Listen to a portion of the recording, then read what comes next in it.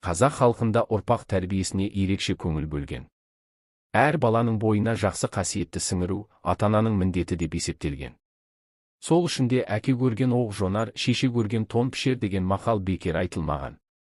Бұл тек кәсіби дағды туралы емес, бүкіл өмірлік бағыттың отбасында қаланатынын көрсетеді.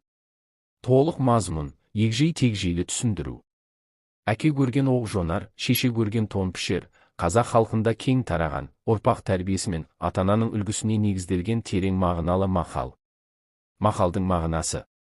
Бұл мақалдың астарында баланың болмысы, мінезі, кәсібі, өмірлік бағыты көбіне ата-анасының күнделікті тіршілігі мен тәртібіне қарап қалыптасады деген түсінік жатыр.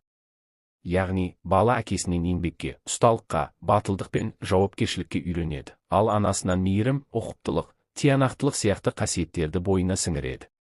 Бұл жерде оқ жону ер адамға тән шеберлік, тон пішу әйел адамға тән ісмерлік ретінде бейнеленген. Қайдан шыққан? Бұл мақал көшпелі қазақ өмірінің салт дәстүрі мен кәсіпке негізделген тәрбиелік көзқарасынан туындаған.